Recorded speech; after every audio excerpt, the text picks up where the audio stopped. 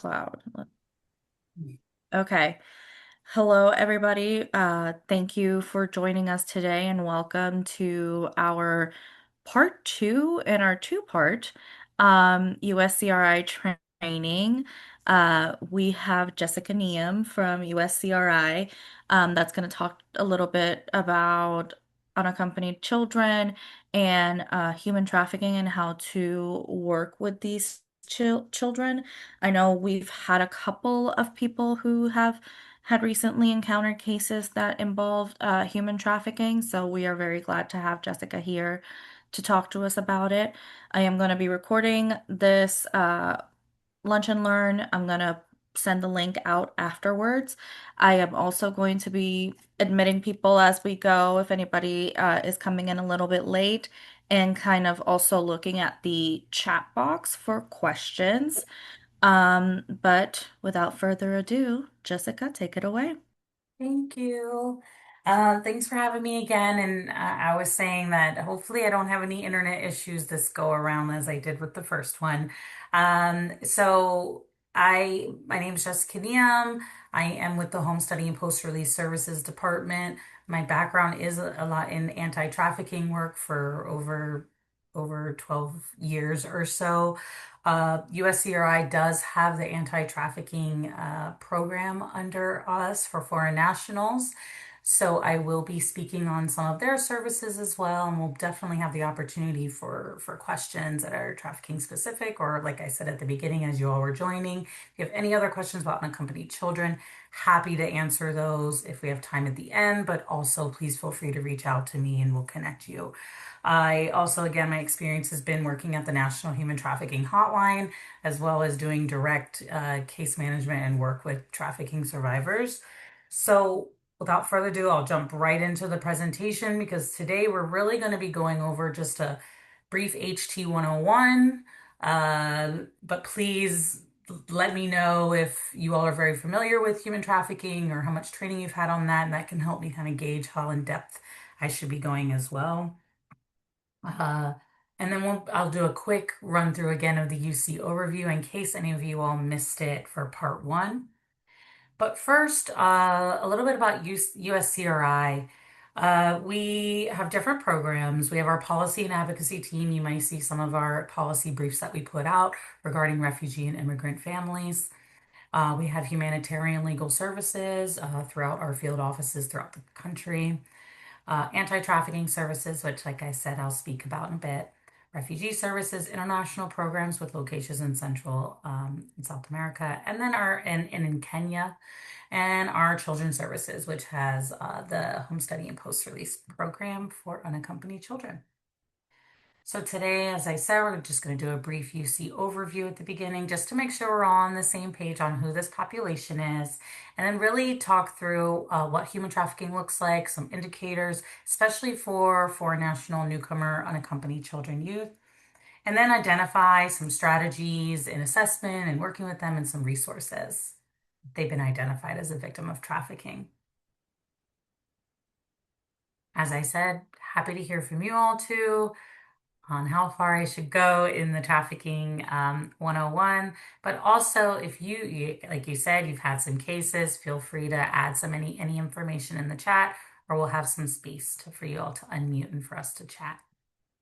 I will have a video recording today too, where I'll have some discussion questions for you guys. All right, so we'll jump into who are unaccompanied children. So unaccompanied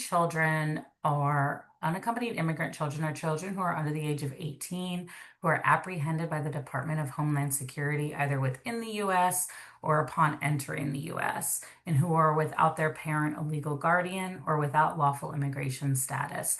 So once they arrive here in the United States, they do undergo immigration proceedings to determine a way for them to stay in the United States if possible.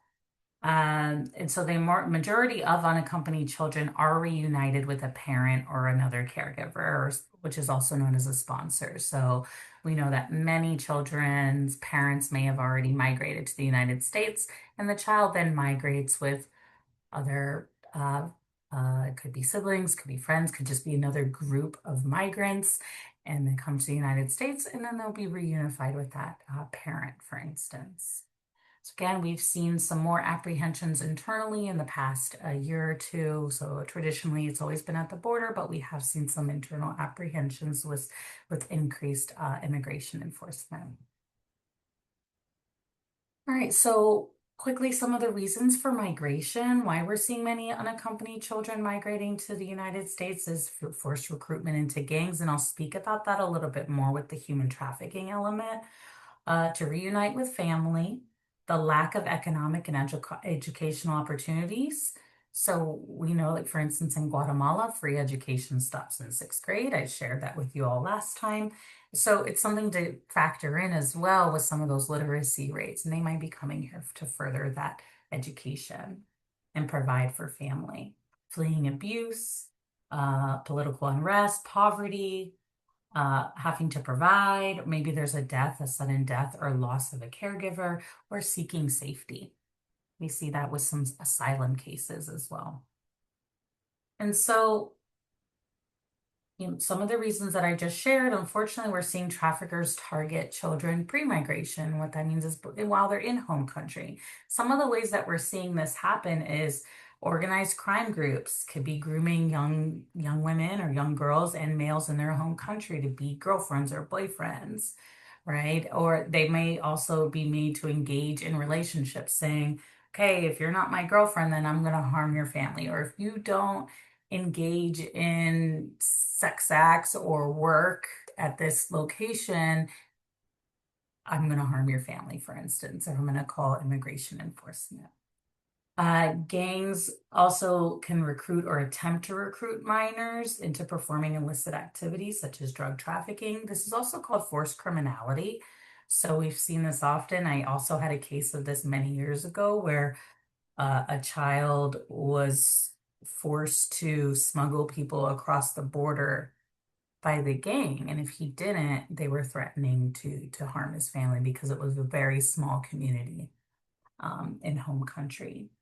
Traffickers also lure youth to migrate using promises of good jobs, saying, okay, you can come to the United States and I'll set you up with this great job. You'll be able to work, 9 to 5 or 4 to 8 after you're done with school. And then unfortunately, it may not be what was promised or what they expected. And of course, not being familiar with the laws or the setup here, it might be easier for some of the youth to end up in a situation like that, especially when there's that motivation to provide. Traffickers target economically disadvantaged families or youth by offering loans to pay for migration. So we see this one happening quite a bit as well with that debt repayment, right? So saying that, okay, I'll help cover your expense to migrate. Um, but then the interest rate might continue to go up if the family is delayed in paying any of those expenses. I also had another case where it was a family from a boy from Africa in his village actually saved a bunch of money because they believed that he was going to be into a pro soccer team in one of the Carolinas. Yeah. So they saved a bunch of money, got him to go to the United States because they thought he was going to go pro. Now, we in this room understand what it takes to go pro in soccer. And unfortunately, this young man ended up being in a trafficking situation and being forced to beg and peddle door-to-door sales.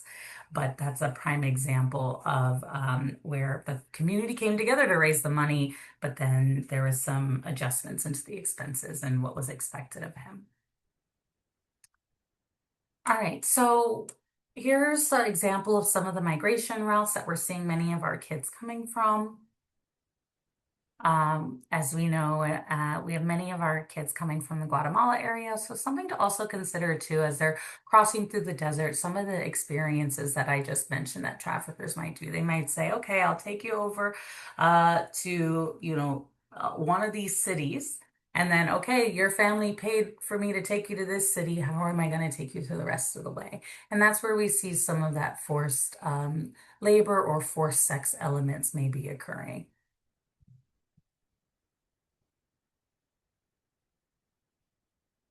All right, it's important to also just clarify who some of the federal agencies involved are with unaccompanied children. So we have the Department of Homeland Security. We have, which houses Customs and Border Protection, Border Patrol, Immigration Enforcement. We also have the Department of Health and Human Services, which houses the Office of Refugee Resettlement and the Office of Trafficking in Persons, which I'll be speaking about OTIP. Office of Refugee Resettlement is in charge of shelter and placement for the child. And then Office of Trafficking in Persons assists with facilitating benefits and establishing if someone is identified as a victim of trafficking and is a foreign national. Then we have our Department of Justice, which really focuses on the immigration courts and different, if the child is eligible for different forms of legal relief. So essentially, in short, DHS handles apprehensions and transfer, HHS, Health and Human Services, handles placement and care, and DOJ handles the immigration proceedings process. So now that we have an understanding of the federal agencies, so once a child is then apprehended, a child has to be placed in OR care within 72 hours. Once they're apprehended by the Department of Homeland Security. So once in OR care, that's when they're working through trying to find a sponsor and going through that vetting process. So that includes interviews with the child, with the family, with the sponsor. Could be background check. It's background checks, DNA testing could also be requested. They'll be checking if there's any prior child abuse reports, sex offender registry. We've seen instances where they're doing in-person interviews of sponsors. And so once that sponsor is approved, if they're approved, then that's when the child's able to be reunified. We also see a home study being conducted for all cases as well to check to make sure that this is a safe placement. And then after discharge, they can get what's called post-release services, which is intensive supportive case management services. I'm going to skip through the sponsor categories. But our post-release services really can help support families in the following areas with placement stability, education, medical care, legal and immigration, mental health, behavioral, integration, independence, and child trafficking. Because I mentioned that our sponsors can be parents or guardians, but they also could be siblings. They could be cousins. They could be family friends. They could be other distant relatives. And when there's no sponsor identified, that is when they may be placed in an ORR facility or other community-based foster cares. But just to have an idea of just thinking of those different placement dynamics with all the different sponsors that a child may be placed with. All right, I showed this data last time, but again, just wanted to remind us that in Tennessee, we're seeing a high population of Guatemalan nationals coming to be reunified in Tennessee. Now, this is this data is only up until 2023, but this is also followed by Honduras, El Salvador, Mexico, and China. And so it's important to think about those indigenous languages as well, because Guatemala has a very high indigenous language population. We'll speak about language access again, too. So here's some of the different languages we also see in Tennessee. All right. So now we'll go ahead and I actually have my video now, and then we'll dive into the human trafficking elements. Please let me know if you can hear this. Or if you can't. Diego is a 15-year-old boy from Catia, a working-class neighborhood in Caracas, Venezuela. He grew up living in a country where people have faced years of political and economic crisis, unrest, and hardship. When Diego was a child, his father worked for the Venezuelan government, but after speaking out about corruption, he was fired. Everything changed after that. His father started drinking heavily and became more distant from his family. From a young age, Diego was told to be a man. Tú eres un hombre. Nunca debes llorar, quejarte, ni mostrar debilidad. Solo las niñas hablan de sus sentimientos. To never cry, complain, or show weakness. Only girls talk about their feelings, his father often said. Feeling alone and unsupported, Diego turned to his soccer teammates and friends at school for support. By the time Diego was 13, school had become unsafe.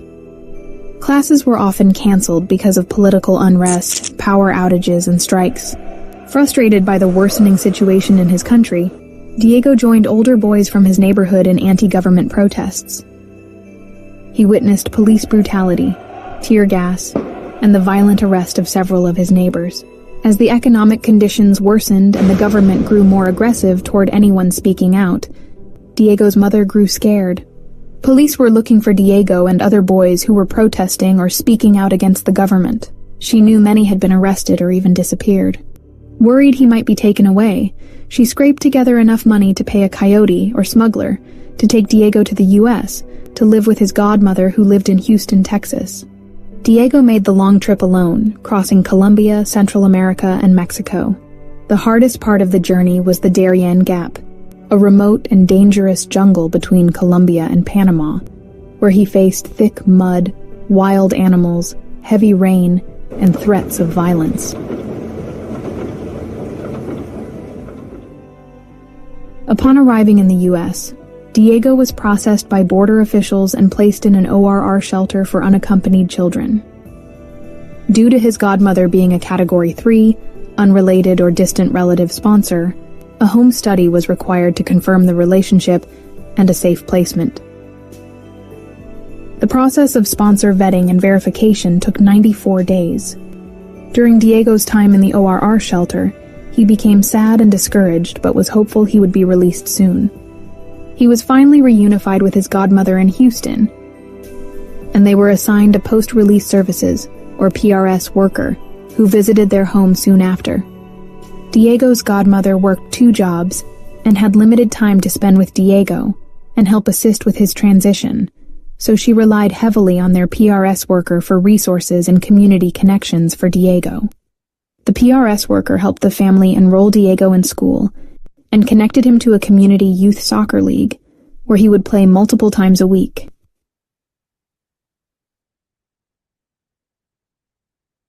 All right, so this was part one of our video today. So I have some questions I would love to hear from you all today. Last session we didn't have time to play our video, a different video, but I'd love to hear just based off of what I've discussed so far. Could you all identify some of the reasons for Diego's migration?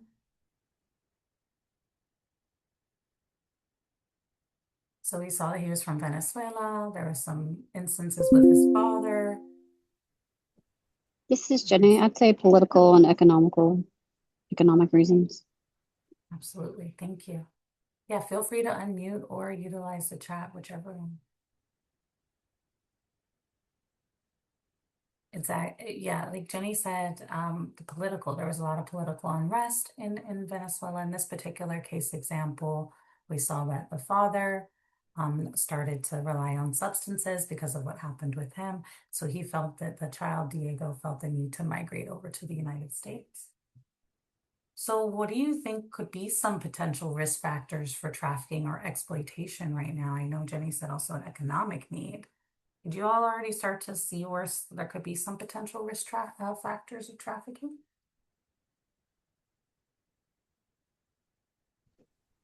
I think anytime there's instability, there's always a weak point there that somebody could take advantage of.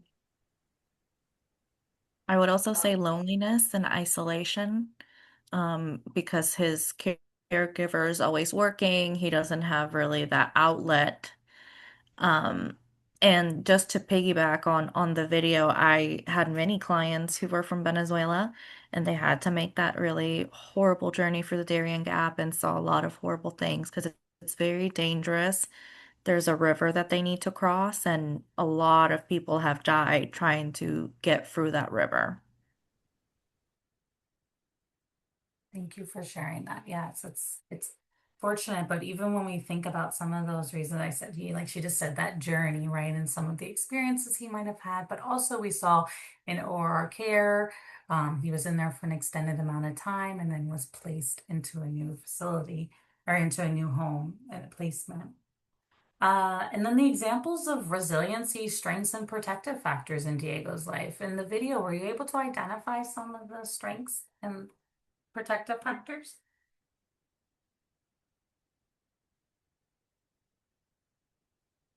We always want to ensure that we're highlighting the resiliency of our youth. Go ahead, Barbara.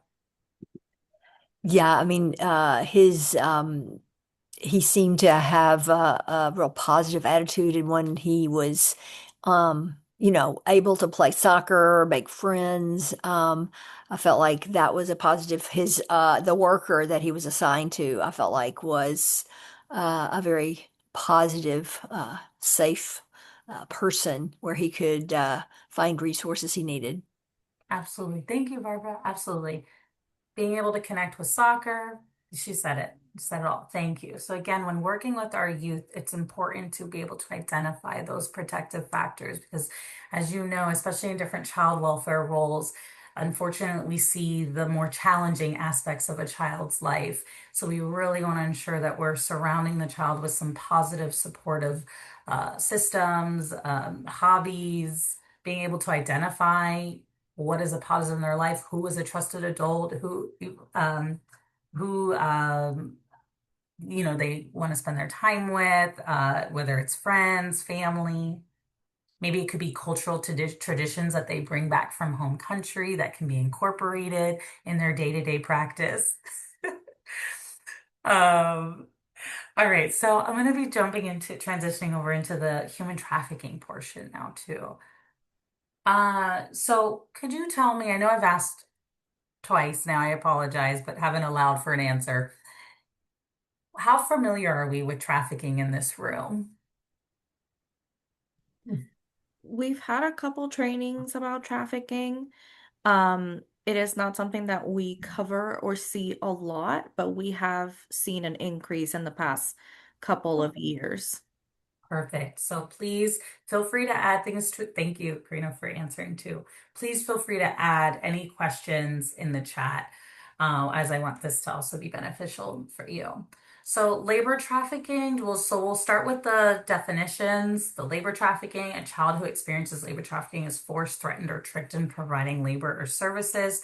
There has to be those force, fraud, or coercion elements for both children and adults for labor trafficking. And child sex trafficking is any commercial sex acts for the exchange of something of value. So this could be that journey to the United States. It could be for a cell phone. It could be for a place to live. It could be for financial elements. Now, for child sex trafficking, there does not need to be force, fraud, or coercion. So I've seen this as well. We've seen many kids who may end up posting themselves online in exchange for sex. That is still considered sex trafficking of a minor if there is that exchange. So what that means is there does not always need to be a trafficker for child sex trafficking. All right.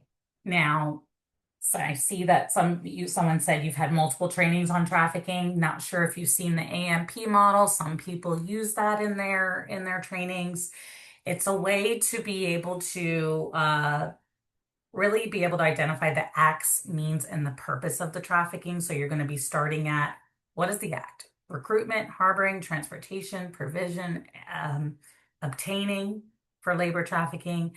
For sex trafficking, some of the similarities there, but solicitation, patronizing, and then those elements of force, fraud, or coercion. So being able to identify those elements of force, fraud, or coercion if they're not under 18 for sex trafficking. And then what is the purpose? What is actually happening as an exchange for that money?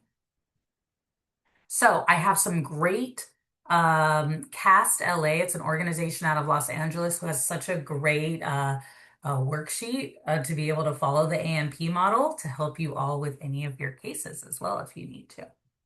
So I can share that with you. So to just break this down more, that action for recruiting could be proactively targeting a child or having those grooming behaviors. So I was saying that with some of the interactions we may see from gangs.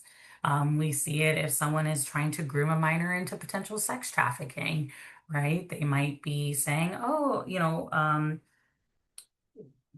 newly arrived here in the United States. You sharing that you're having some financial difficulties. I can help you make some extra money. I just need you to take a few pictures, and it could just continuously go up from there. Or here, I'll show you. I've already take pictures of your friend, and here they are, right? So these are some grooming tactics. The harboring, which could be that isolation, confinement, and monitoring. But we know that there does not need to always be isolation with trafficking, right? There could be that psychological, I'm afraid to leave because someone might call immigration enforcement, for instance. The door could be wide open, but it's that fear of what happens if I do walk out of that door. Transportation, so the movement and arranging travel, providing, giving the child to another individual, so that exchange. Obtaining, so forcibly taking or exchanging something for the ability to control the child. Soliciting and patronizing, so offering something of value and receiving something of value. And so the means would be that force, fraud, or coercion. I know we hear those words a lot in trafficking. We can kind of get hung up on those terms. And so the force is going to be some of that physical restraint, the abuse, the assault, sexual violence, confinement, ongoing monitoring. We see that for labor trafficking and sex trafficking, where phones might be monitored, maybe any interactions might be monitored with trafficking. We see fraud with false promises regarding employment, wages, or work conditions. And this is a big one here with some of our youth that we're working with. They may go in with this expectation of a certain work environment. And then it was deception. Like I said, with that soccer team too, that case I just shared with you. I have a couple other cases where they were told they were going to be doing a certain job, and it escalated. Using false identities, unexpected changes in employment or the debt agreement. Maybe they thought they were only going to be spending $10,000 towards their debt to come to the United States. And all of a sudden it ended up $20,000. And the trafficker may say, oh, well, you took an extra month to pay it. So now I doubled the price, for instance. Coercions. There could be those threats of harm, confiscating documents. We see this a lot, unfortunately, where traffickers may withhold passports or identification. And then some of that psychological manipulation. Okay, so I do want to talk about the difference between smuggling and trafficking. So I just went over that force, fraud, or coercion. So those elements are necessary, especially for labor trafficking and for adults and sex trafficking. But we do find that there's still some confusion around smuggling and trafficking. And so smuggling is really a crime against a country, while trafficking is a crime against a person. Smuggling is typically a mutual transaction that ends up at the arrival of the destination, right? So smuggling is actually transporting, maybe, for instance, we'll say migrants into the United States. Transaction is done once they enter the United States. Now, for trafficking, the victims aren't consenting necessarily, or they may be providing initial consent, but then the situation might change. They might have agreed to come to the United States, but then the expectation might have changed. Smuggling is a business arrangement between the smuggler and the person entering the country, but victims are exploited to generate profit for their trafficker. So again, we hear that often where someone might be saying that there's smuggling happening. But again, that trafficking is against the person. All right, so some of the trends that we're seeing with unaccompanied children and foreign nationals when it comes to human trafficking are as follows. And again, please share if you've any of them that you've seen. We're seeing trafficking in connection to the smuggling, right? Youth are solicited to engage in sex acts or forced to work in exchange for or to repay the costs of travel to the US. This may include forced labor or sex while being held during their migration. So some of those examples I gave earlier, right? In order to continue through their journey, they may have to engage in a sex act. Domestic and sexual servitude. So when as a child is held against their will and forced to perform sex acts and household duties. Unfortunately, we've seen these where, yes, someone might be held and having to provide sex acts for multiple people. We also see they might have to be a caretaker in the home for other youth or elderly. and may be working long hours, may not have access to their documents, for instance, like I said. The forced criminality, I mentioned this one earlier, which a child is forced to perform unlawful services for gangs, cartels, or other threats of harm, right? This could be forced to smuggle people, drugs, committing a crime, it could be theft. But again, there has to be that threat. If you don't do this crime, this is what's going to be happening. Forced labor by the caregiver, so child forced to work for caregivers in home country or in the US, often to pay off the debt or the expenses. So we do see where, unfortunately, there are some instances where a sponsor or a caregiver may be forcing a child to work. And they could be saying, all right, well, you need to contribute to the bills, or you need to pay me back for the debt and all the money it took to bring you here. Again, like I said, many of our youth are being reunified with parents or caregivers, but we do see instances where there's trafficking occurring. And so we're seeing sex trafficking occurring in hotels, street-based, in homes, cars, child sexual abuse, massage parlors, cantinas or brothels, and online, as we know, especially lately with different platforms. Even Roblox. We were just talking about Roblox a minute ago. Being able to identify different minors.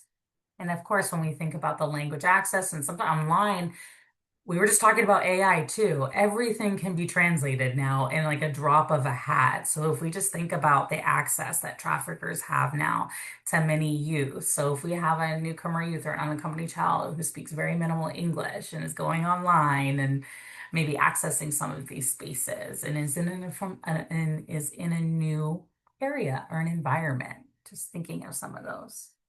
So these might be familiar to you all. So some signs of sex trafficking among UCs and other populations appears to be monitored, secretive online behavior. Maybe they have multiple phones, they don't have their own documents, unexplained injuries, frequent STIs or infections, attempts to self-harm. Maybe they have sudden financial gain. Maybe they have a lot more money or new clothing that can't be explained.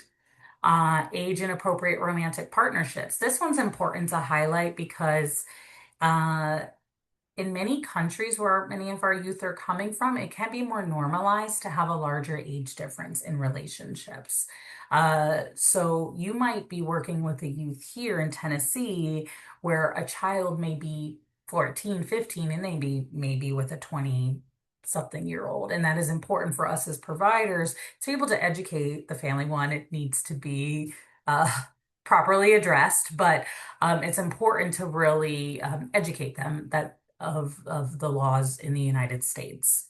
But it's something to consider when we think about coming from home country where this is more normalized, where this can be more normalized.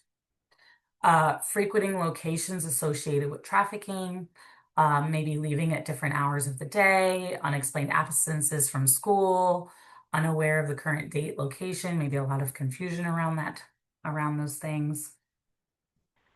So, as I said, there has to be that exchange of value. So, we're seeing a lot of shelter housing, especially if many may be homeless, they may need that, or maybe there was a placement disruption.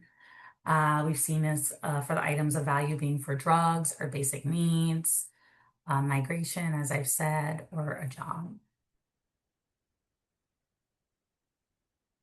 Okay, I'm gonna go ahead and transition over to labor trafficking, and then I'll definitely pause for a moment to be able to answer any questions.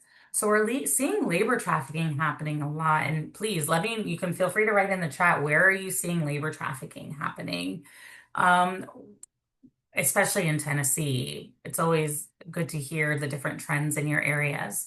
So we're seeing across the board in the United States, we're seeing this happening in farms, door-to-door sales, um, people could be saying, "Oh, we're saving money for this football team," and there are some legitimate of those, but there also are some instances where it could be trafficking.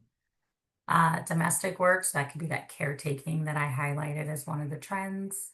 Factories, construction and roofing. Something important to note about factories and construction and roofing is no minor should be doing any hazardous work. right? Operating heavy machinery. So if you're working with the youth where it comes across that that's happening, that is that needs to be addressed. And I can share the resources on the avenues to be able to do that. There's a Department of Wage and Hour and Department of Labor um, that have different reporting channels. Illicit activity, that's that forced criminality, cleaning services, and restaurants is where we're seeing many of our youth be involved in. I would say one of the trends that I've seen recently, and it doesn't have to be foreign-born children, I've seen it come across in a lot of our referrals, is parents forcing their kids to sell candy downtown. And so they either steal or buy in bulk the candy and then force their kids out in downtown at like 10, 11 p.m.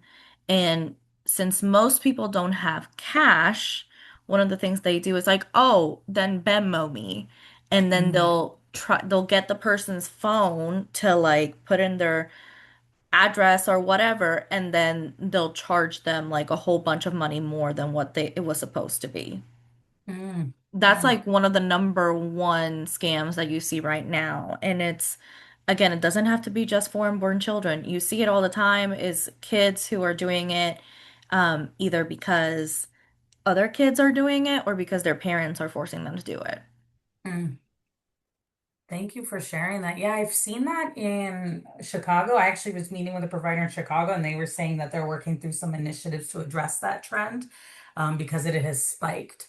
And I've also seen that in New York City as well with fruit and with candy sales and going through the street and going through the subway and everything. So I know it's definitely been flagged as a potential trafficking venue or situation because we know that economic need as well. And then we're seeing families and youth probably being told different false promises, probably being told, oh, you sell X amount of candy, you're going to get X amount of money.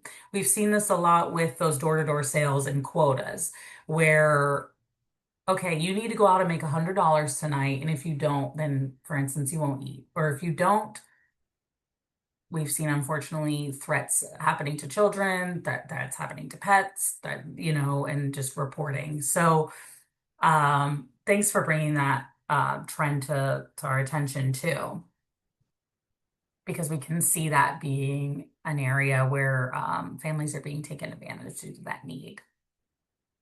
So some of the signs of labor trafficking among UCs are the child might be living with someone who's acting as their employer or might be arranging to work. We may see them say, like with your particular example, it could say, okay, well, you need a place to stay. You can also live with me and I'll start charging you room and board and just deducting that from your pay, right? And those change that could change over time as well. It could say, oh, well, this week you didn't make enough money, so now I'm charging you double in rent for instance. A sponsor could be potentially caring for multiple unrelated children. This is also flagged with ORR as well. Um, they could be isolated or monitored, or as I mentioned, don't have their documents. Those threats and coercion, isolated from outside supports, having to repay those migration expenses, pressure to pay for basic needs, threats regarding immigration status or deportation. Exploitation could be withheld or reduced pay, paid tied to meeting extra conditions. So that could be okay. Well, like I was just like saying, like if you sell $100 more, right, then they could be promising something else. I'm thinking of another case that was brought to my attention um, where there were families from a country in Central America that were told that they were going to be able to do a landscaping business and work and do landscaping. And part of what the trafficker would do was he would host these parties and post them online like a barbecue to make it look like it was this great time. And he would post it live so that people in his small community and home country would say, wow, I want to go there. This looks fun. I want to move to this city. I'm going to pay for a coyote to drop me off or bring me over to the United States so that I can go work for this landscaper. But then what ended up happening was he was charging them for those barbecues, saying every person had to pay $200 a week for the food that was provided to that barbecue. They also got deducted the room and board, which was like another $200. And at the end of the day, families, it was brought to the attention because this was brought to for investigation that they were spending over thousands per family. And they were in such a remote area, it was very difficult to be able to report that. Other exploitation indicators are unable to take required breaks. We see that a lot, where it could be very concerning, especially in like in the summer months. Or in Florida, we've seen that a lot with farm workers, right? Not being able to have access to food or water or breaks, or that increasing debt, like for instance, that example I just gave. All right. So again, this can be challenging too, is being able to identify the difference between labor exploitation and trafficking. And you're going to hear me say that forced fraud or coercion again, because that is the key. Having those elements of forced fraud or coercion is necessary for it to become trafficking. But there are definitely many situations where it is labor exploitation. And so you'll see this chart here where exploitation is highlighting maybe they're being paid less than they are promised. Their pay is withheld. There's no documentation of their earnings or any statements, no meal breaks, hazardous work environment, unsafe working conditions, lack of safe water or toilets. Those are all identified as exploitative situations in a work environment, and those can also be reported. Uh, Now we can go over to trafficking, where again, identifying that forced fraud or coercion. Maybe it's a depriving situation. Maybe there's threats of violence, manipulation, held against their will, intimidation, sexual assault, um, use or threat of the law, and or physical beatings. And in the middle there, we have that movement to work could be controlled. We've seen cases like that as well, where they may be living with the employer. The employer also could provide transportation to the workplace. So then gas is now also deducted. Um, we could also see individuals having to live in their work site as well. So there could be some of those fine lines of that exploitation and trafficking. So some other factors or situations that we see UCs experience are that debt. You've heard me talk about it a bit now. Um, so to assess for trafficking, especially when maybe a debt has been identified, maybe you're working with a child and they say, yes, my family is having to pay back the debt to get me here to the United States. Or yes, we still owe $10,000, for instance.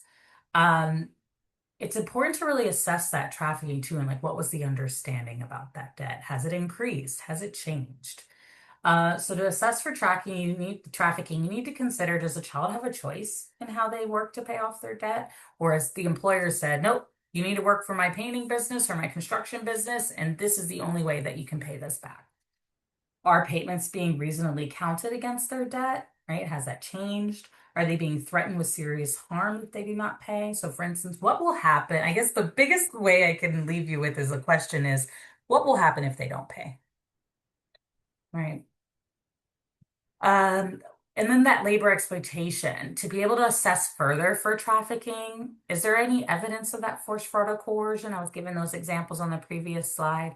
And is the individual able to leave under their free will? If they were to leave that work situation, what would happen?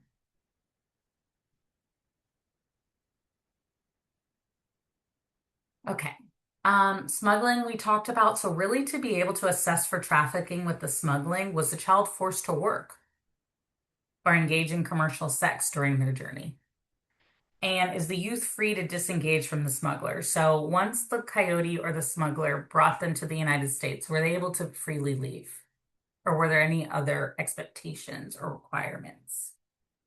And we also see ransom situations where individuals are being held against their will for the purpose of receiving money. And so to assess if that's trafficking, was the child forced to work or engage in commercial sex while they were being held for ransom? And again, I've worked with child protection investigators too. And one of the most challenging space that I would hear from them is being able to assess for that exploitation and that trafficking of labor, right? And so these are hopefully equipping you all, if you are working with any youth like that, to be able to identify or be able to ask those questions. All right, I can pause for a minute because that was a very quick 101. Does anybody have any questions, Feel free whether to in the chat or unmute unmute? or put it in the chat.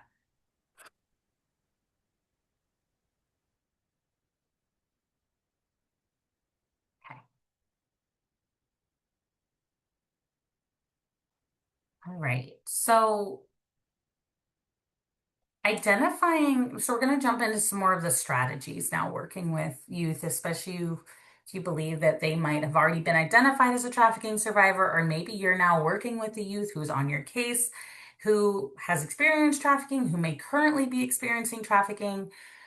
So we really want to talk through some of the strategies and the resources. So identifying that trafficking is pay attention to those changes in relationships, behaviors, or the living situation. We know when you all are involved, there's been some placement changes, right? So there could be economic need, there could be social changes as well.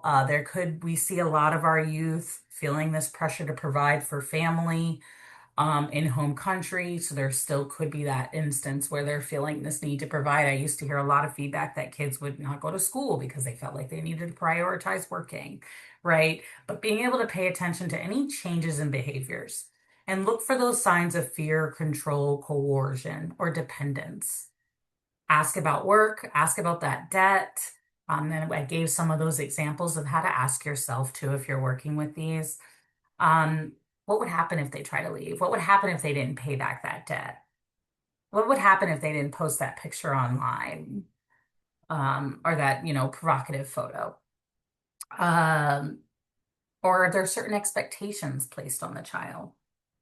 So notice who controls the child's communication, money, documents, or movements.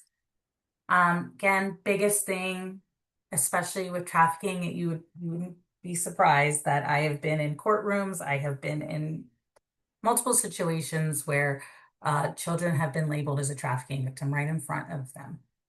I've had them, yes. So let's try to avoid labeling their experience as trafficking because we see that children may not identify as a trafficking survivor. I could probably count how many cases I've personally worked where a child has said that they're a trafficking victim. The only time that they've really said that is when FBI or federal law enforcement has been involved in their case, and that's just they're in a federal trial. But just it's important to not label them as well. Because again, many of our youth unaccompanied children may look at this as, I'm just being hardworking. This is just how it is in the United States. I was told I had to work hard. And again, a lack of disclosure does not rule out trafficking. So there could be fear and distrust in systems, which may change their disclosure of trafficking, may cause them to unfortunately recant the situation. But that's why it's important to build that rapport, that trust, and be able to talk through some of the expectations if you do believe a child is a victim of trafficking. So what we can do is really how we can, I'm going to skip through this one for right now, and we'll get back to it.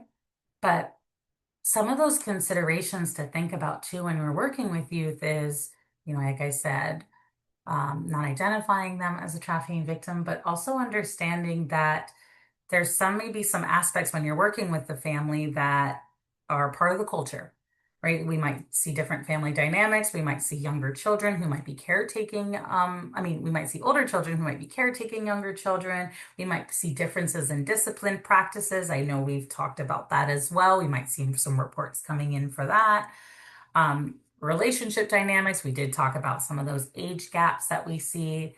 We talk about the education. So again, when you're doing some trafficking assessments, or you might be working with a child who may be a victim of trafficking, let's also think about also how we're communicating with the child. We have to think about what was their level of education prior in home country, or if you're working with their caregivers, also their literacy rates. Engagements and services. So we know that they might be working with you, they might be working with other systems or providers, and it can be very confusing on who does what.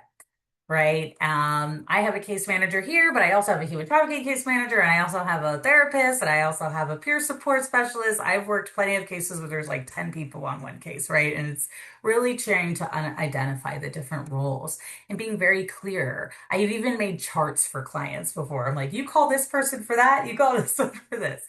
Right. And again, you might be having a post-release services worker on your call. So if you do need additional support, that's also another opportunity.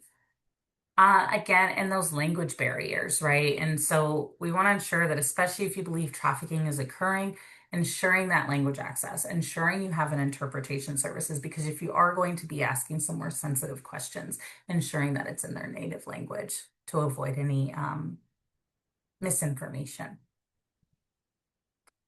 So I will jump back to this slide. Some ways that we can really reduce some barriers in services is really help the child identify, navigate documentation and ID requirements, especially if you're trying to connect them to different services. Connect families to trusted resources, which I'm going to be sharing some. Explain available resources in a way that makes sense. Offers flexible scheduling. We know now there are some instances where we have many youth and families who are hesitant and have some distrust in systems. So offering virtual and telehealth options when appropriate, and just think of scheduling and transportation barriers that might be happening with families, and accompany families and youth as best you can and whatever your agency allows,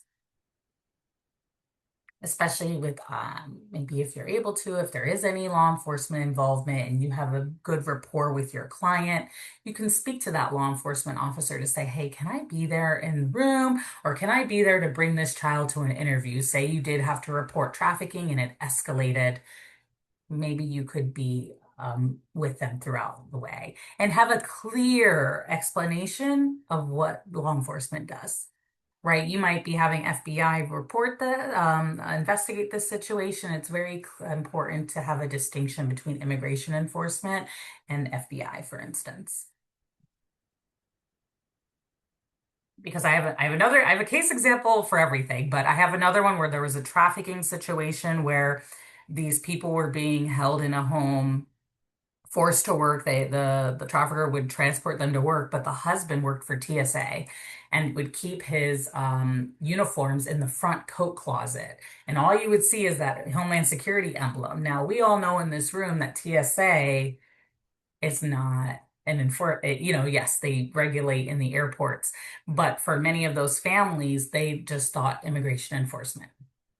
Right. And so that just is an example as well of the importance of our roles of explaining the different roles of providers and law enforcement.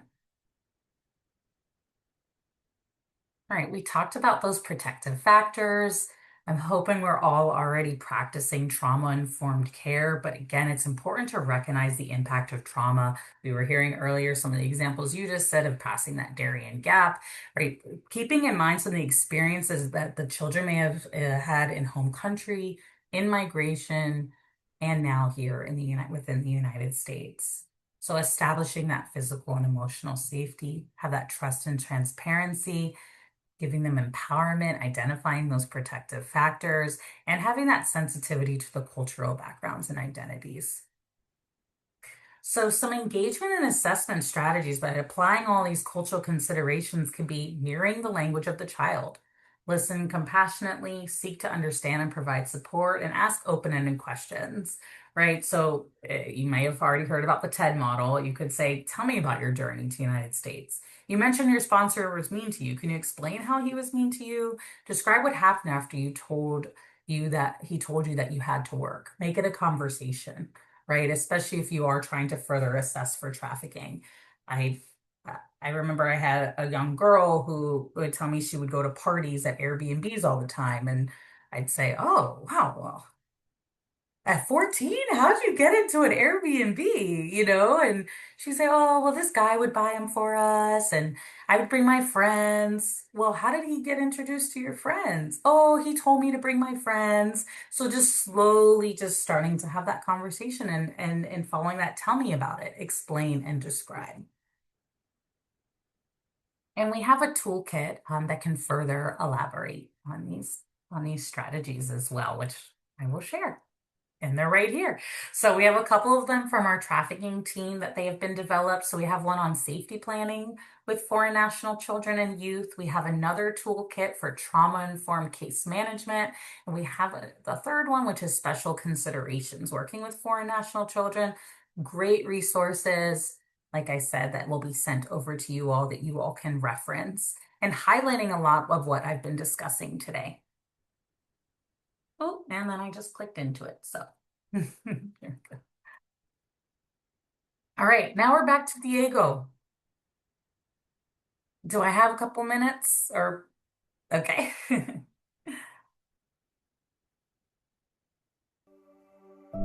Back in Venezuela, Diego's mother was overwhelmed. She was struggling to afford food and medical care for Diego's father, who was too sick to work after years of alcoholism. Police also kept coming to the house, looking for Diego and pressuring the family. With his mother facing police harassment and struggling to get by, Diego felt pressured to step up as the man of the house and support his family. He began working under the table in a restaurant kitchen to send money back home. While at work one day, an older man approached Diego with what seemed like an opportunity to earn real money. The offer sounded simple. Desperate, Diego agreed. At first, the work consisted of small, seemingly harmless tasks. Picking up groceries, dropping off packages, running local errands. But slowly, the nature of the work changed. The man began asking Diego for more late-night runs, trips to unfamiliar places, and transporting illicit substances, tasks that made Diego uncomfortable. When he hesitated, the man became manipulative, reminding him of his financial responsibilities and lack of legal status, and how no one else would help him. Diego started to feel trapped. Then once again the job took a disturbing turn. The late-night runs turned into arranged romantic dates with the man's friends. It all happened so fast. Diego was overwhelmed, scared, ashamed, and confused. He couldn't understand how things had gotten so far out of hand. He didn't tell anyone. He felt alone and afraid that no one would believe him, or worse, that they would blame him. Diego didn't feel comfortable sharing what he was experiencing with his godmother or his PRS worker, often providing yes and no responses or saying that everything was fine. The PRS worker encouraged him to open up, but Diego would shut down emotionally. He believed disclosing what he was going through would make him look weak or less of a man. I'm going to pause the video there because that's also an element as a cultural consideration when we're talking about our young boys who may be from Central or South America, is that aspect of having to be the leader, the caretaker. And if someone is victimized, especially with Diego's example, where he ended up in a sex trafficking situation, how will that be perceived if he discloses that? So I paused the video there because I would love to hear from you all. See, we have some people dropping off, so I want to continue to get through this quickly. What are some warning signs did you notice in this case example, and how would you further assess for exploitation and trafficking? You can unmute or put it in the chat. Or I'll ask another question too to help along. How would you establish trust or building rapport with Diego, especially with what I just said about maybe that cultural component?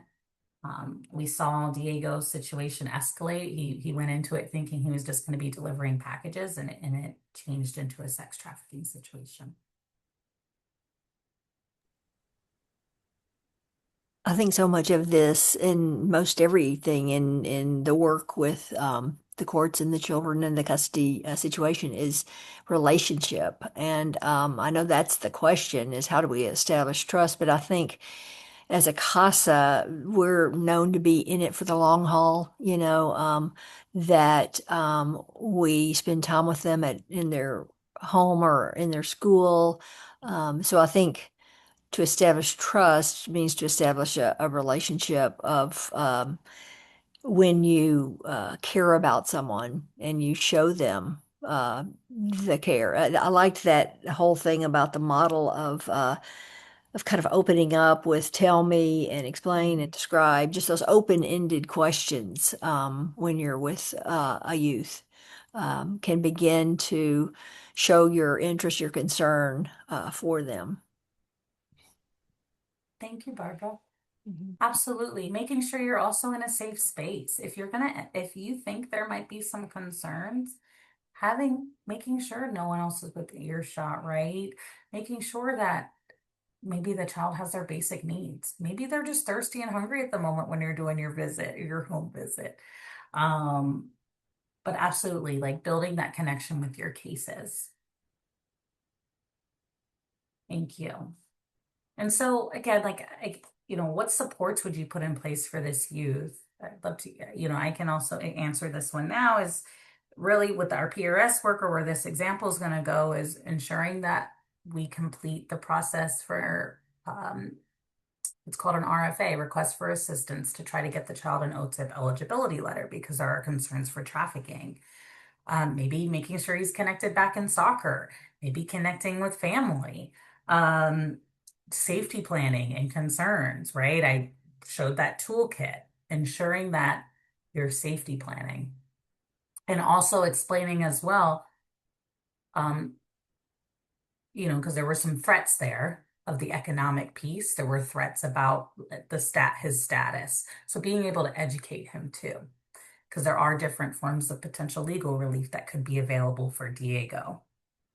So we're I going to was talk just about about to say yeah, that because, obviously there's that fear piece of, well, if you don't do what I want you to do, I'm gonna call ICE or whatever. And, it is a thing that we need to let the kids know, like, hey, you're a victim in this. You didn't do anything wrong, and because they're so scared of the consequences. absolutely validating that. So what you could do if you believe that a foreign national child is being trafficked, safety plan, report to state and local welfare child authorities. Again, it's great to have those connections, especially with law enforcement. Submit a request for assistance. I'll send you the video just for the sake of time. We don't have that time today, but there is a video for how to submit your request for assistance. So maybe you're working with a child who just disclosed trafficking for the first time. It's important that you submit a request for assistance through the Office of Trafficking in Persons to try to get them their eligibility letter where they can have access to some benefits, which I'm going to highlight in a minute. Ensure the child is connected to supportive services. Ensure they are connected to immigration attorney and case management. Explore resiliency topics like we've been talking about throughout the presentation too. So this is that video. Y'all can watch it later. But essentially, you will log in and you will provide information on the potential trafficking. You do not need to do a thorough investigation of trafficking to submit. If there is just any suspicion that trafficking is happening, you can submit that in the RFA. And from there, OTIP will review the case. If they need a little bit more information, they might issue what's called an interim letter. I'm actually going to jump ahead a few slides so we can talk through this. And then you might need to request more, or maybe there might be other partners who are involved at that point who can request any more assistance. So say an individual has concerns that there might be a minor who have experienced labor trafficking or commercial sex at any point of their life. Then you'll request that assistance through the Shepherd system. You're supposed to put this report in within 24 hours that this trafficking has been brought to your attention. I'm saying you all, but this is law enforcement. This is any provider. The OTIP Child Protection Team reviews the case, corresponds with the requester, so they might reach out to you for any additional information. And then from there, OTIP will determine if they believe that they are a victim of trafficking and issue a potential letter, interim assistant, or they might issue the eligibility letter, or they may, need to get some further clarification on their decision. So what this letter can look like is, I always tell people to look for the dove at the top, or the bird at the top left. That's good indication that it's an eligibility letter, or at least it's an official letter from Health and Human Services. So this is an example of what it will look like. It will have a HHS tracking number. Here's some of the examples of what services they can get if they are awarded this trafficking letter. Health and medical, Medicaid, I have an asterisk next to that because that is actually changing as of October. They will not be eligible for Medicaid. We have children's health insurance program, education and job training, financial assistance, housing assistance, refugee health benefits, and then foster care. So these are just some examples of some of the eligibility that one can get with that letter I just showed you. And so here's some of those benefit updates. So supplemental assistance, so SNAP, loss of eligibility will, as of November 1st, 2025, clients approved to up to November 1st may still be receiving. So if you're working with any kids that already have their eligibility letter, they might already be receiving that still. On Medicaid, so there is going to be that loss of eligibility at October 1 of this year. So currently clients are still eligible with an eligibility letter up until October 1st. So wrongful denials have been being reported. So if you are trying to get any Medicaid for a child with an eligibility letter, you can connect with the state refugee coordinator. Again, you'll have this resource here for you, or you could connect with our TVAP and Aspire partners to help support you in advocating for some of these benefits if you're working with a foreign national trafficking survivor. So I'm going to jump back a little bit just to talk about our trafficking team. So we have our Aspire, which is for children under 18, which I'll really focus on for you all in this space. So we have our program that supports foreign national trafficking survivors under 18 who are not already receiving federally funded trafficking specific services. They could be having some complex needs or concerns. Maybe you need some support in some of the staffings, for instance. Please reach out to our Aspire team. They are great. We have them throughout the country. And I can connect you to your regional coordinator for Tennessee if there are any needs in your area. You might already know who it is, but and then we have our support for adult survivors as well, which is called TVAP. So they provide training and technical assistance, staffing complex trafficking cases, like I said, assisting with access to benefits, addressing placement breakdowns, identifying trafficking specific contacts if needed. And then we have a network of case managers that are trafficking specific. So again, will have all that contact information for you all, so you can reach out to our Aspire and TVAP teams. And then, again, reach out to them if you need support with benefits or if there was a denial letter provided, our team can help advocate. So we were talking about some of those different forms of legal relief. Our youth can actually be eligible for what's called a T visa if they have been identified as a victim of trafficking. You'll see that as the third indicator here. So if they've been a victim of trafficking in the US or outside the US on account, or are in the US on account of the trafficking, they may be eligible for a T visa. The other element I want to highlight is SIJS, which might be more common within your agency. So this is another form of legal relief for children who've been abused, neglected, or abandoned by one or both of their parents. So those two might be more common that you might see, but we also see children access asylum or U visa. The U visa is for maybe they've witnessed or been a victim of another crime. So again, unaccompanied children are placed in immigration court proceedings where they have the opportunity to apply for legal relief in order to stay in the United States for long term. So these are just 4 examples of different forms we're seeing with our kids. And that's why it is important to connect our kids to a legal provider pretty quickly. Okay, I want to talk about some more resources with you all. So we have our UC Resource Center. This is a little video that's going to walk through the UC Resource Center quickly. So we have resources for providers and families. You'll see here we have different areas where you can have that. We have our trafficking section, which we have a number of different resources and handouts and prints that you can actually share with families. We have videos on workers' rights, on what is human trafficking. We also have many handouts for providers and information for providers as well. So I encourage you to visit our UC Resource Center. It also has a directory. So what you can do is you can type in Nashville, Tennessee, or where exactly you're located, and you can determine what category of resource you're looking for, and it should populate different resources for you. So please access our directory as well. You can save a list, share it with you, share it with the caregiver if you're working with them, if they're working on a case plan. Oop.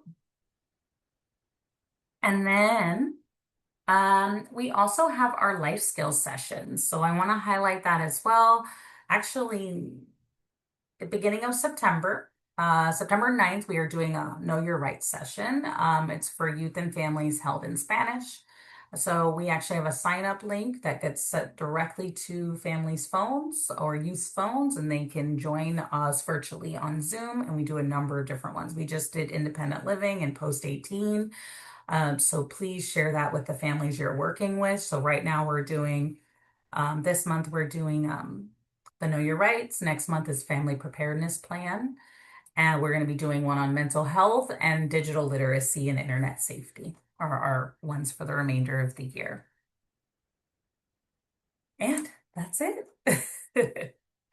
So I have a survey here. Would love to hear from you all. We always are looking to improve, but also what topics should we also be covering? Thank you, Jessica. Does anybody have any questions, comments?